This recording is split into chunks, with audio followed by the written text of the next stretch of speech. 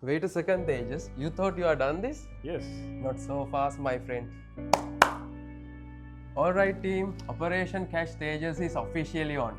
Today, we are not letting him escape until he answers the migration questions every student keeps asking. Mr. Patel, you are in the hot seat today. So, students want the truth about visas, PR, jobs, and life in Australia. You can't say no to those questions actually. Okay, team, let's hit with some difficult questions that students always throw at us. Tejas, what jobs and fields are in demand in Australia right now? That's a great question and very diverse question in terms of how you can look at it. Because if you look at the metro cities like Melbourne and Sydney, that's a different economy. So the jobs would be more focused on artificial intelligence, IT, more advanced level engineering and all those kind of things. But if you look at the regional or the smaller cities like Adelaide, Perth, Brisbane, or Gold Coast and all, you'll have more jobs around health, community. You'll also have more options around teaching as well. Nursing, so in general those areas. During studies they can also look at different jobs which is in aged care, healthcare, disability care as well, cleaning as well. Commercial cleaning is a big area. These are during the jobs, during the studies, and then post studies they can look at all these sectors which are very much booming. You'll be very surprised to know, but then regional Australia has large demand for accountants as well. So if someone is studying accounting, they should look at applying for jobs in regional Australia, and also jobs in hospitality sector in regional as well. So it really depends on where you go in Australia. Your job sectors are different depending on the local state economies. So everyone tries to move to big cities like Melbourne and Sydney. So, but is that really the best move for PR? Or I have heard that Adelaide and Perth, like regional states, have more best opportunities for easy PR pathways like recent graduate pathway. Is that true or just a myth? No, it is very true because when you go to regional cities, your competition is quite low, first of all. Let's say if you go to Melbourne or Sydney, you'll be competing with 50,000, 100,000, 200,000 students when you apply for your permanent visa. But if you go to the smaller cities compared to these two, like Melbourne, Perth or Adelaide or Brisbane, I would say Adelaide and Brisbane or Tasmania, these cities are smaller. Obviously, there are less number of students and they still need people to settle down, especially in certain occupation groups. So your competition is low, and these two states obviously are aggressive in terms of migration planning. So they want to sponsor more people in construction, they want to sponsor more students in health sector, community sector, all those kind of things. So you'll have less competition compared to bigger cities, more opportunities for the state nomination. So you should definitely choose your location and university very wisely. Do your research about choosing the right course, right university and right city, because a lot of students who study in bigger cities, they end up going to the smaller cities after studies to look for the jobs anyway. So why don't you just go for the regional cities like Adelaide first, get a regional points, have an opportunity to apply for the state nomination through state graduate programs, and you'll have a much better chance compared to the students who are graduating from bigger cities like Melbourne and Sydney. Hold up, Tejas. I have a question to ask first. Once a student comes to Australia on a student visa, is that the end? Or are there any other visas they can move into after studies?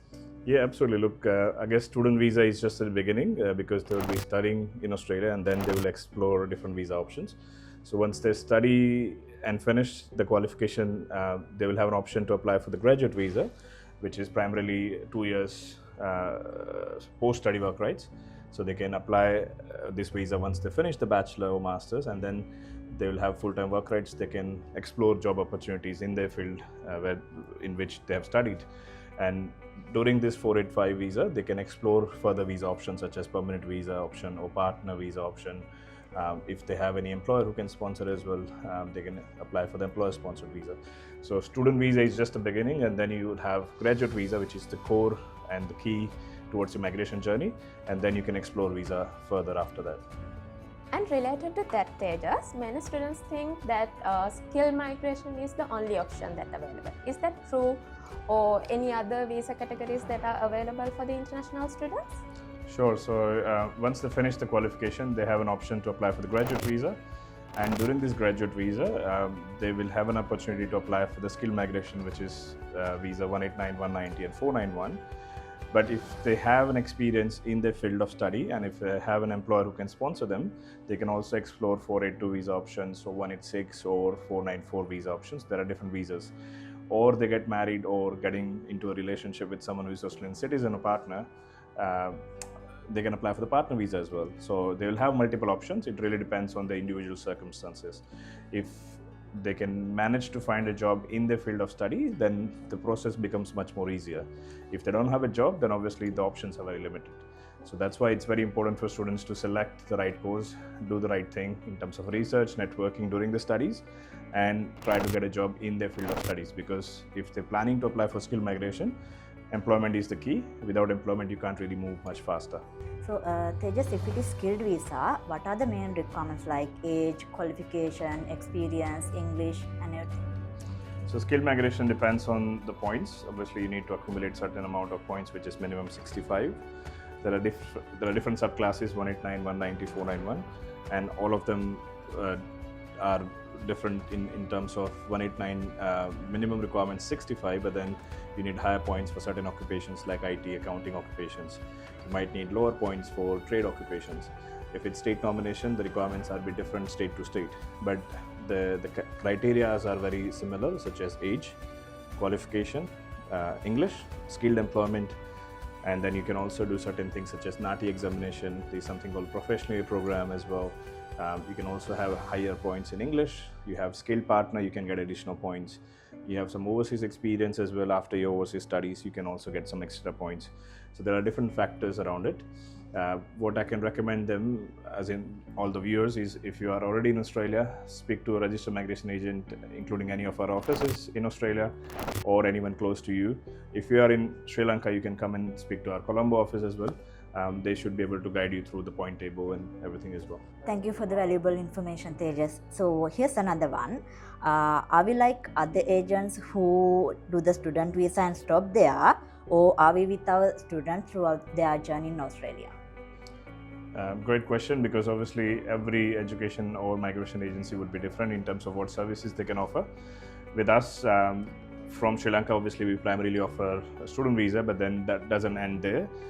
We assist clients onshore primarily with their whole journey. So during the studies, we assist them with the student visa issues if they have any issues. After studies, they can apply for the graduate visa through our offices, or we can assist them with the migration planning, or we can also assist them with their parents' visitor visa, future partners' partner visa as well, or their own permanent visa options, or their own citizenship options. So there is a whole life cycle they can explore through us. So it's like a journey they're taking from Colombo, and we are assisting them through the whole journey in Australia. And let's be practical, Tejas. If a student wants to settle in Australia, what's smart? I start planning during studies or wait until after? Absolutely during studies, because they will have enough time. So during their ongoing qualification, they can explore what are the future prospects in regards to which occupation that qualification will lead to, what are the migration options, what requirements are there for the post-study work rights application, and also what is the requirement for the skill assessment and English and everything. So if they can do their homework during the studies and start working on at least basic things such as English, the experience and all those kind of things, then they will be doing much better than a lot of students in his or her classroom. So you can be faster in terms of the whole process. And one last tough one, Tejas. So we have seen many students struggle with things like visa issues, COE delays, missed extensions. So at those moments, how does Aussizz help those students during and after studies? Sure. So if anyone's struggling with their ongoing studies, including student visa application to finish the rest of their studies, or issues with the health insurance, or issues with medical checkups, we can definitely help them out through our education team in all the cities. They can approach them. We can assist them to get an extended COE to apply for a new student visa to finish their qualification, or get a new health insurance to finish the whole qualification as well. And after finishing the studies, we can assist them with the post-study work rights, the graduate visa application. That is the foundation of their future migration journey if they decide to study, stay back in the country and apply for the permanent visa in the future if they are eligible for it. So they can approach any of our offices in Australia for any of their education related issues, including student visa extension, health insurance, medical checkups, without any hesitations. We'll be happy to help them out.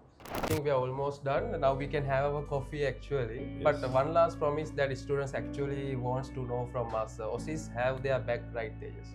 Yeah, absolutely. Look, I think it's just a journey. It's not just an application to study, it's a journey. So we are here to assist with the whole journey. It's a commitment from us where applying for a student visa from here, and then all the support they get from overseas, as in Australia. And then obviously if they're planning to stay back in Australia, we can assist them with the migration journey as well. Yes.